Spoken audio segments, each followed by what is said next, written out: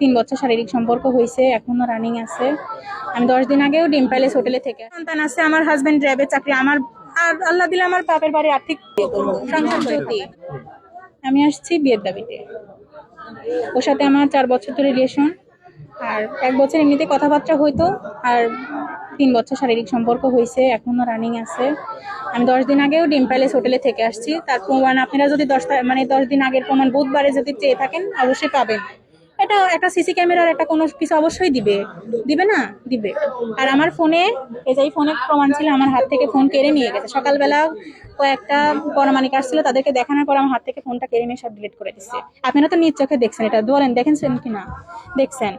তারপর এখন আমার ফোনের লকটক আমি কিছুই পারতেছি না, এই যে এভাবে আসছে দেখেন। তাইলে এখন একটা মেয়ে বিয়ে দাবিতে যেহেতু আসছে, আর ও আমাকে সবার সামনে স্বীকারোক্তি বলে দিছে। ও চাচা ছিল, সবার সামনে বলছে যে আমাকে বিয়ে করবে, আমাকে সংসার নিয়ে থাকবে। তো আমিও বিয়ে করবো, সংসার নিয়ে থাকবে। এখন কে কি বললো না বললো তা দেখার বিষয় নাই। আমার জবানবন্দি নিয়ে তারা থানায় গেছে।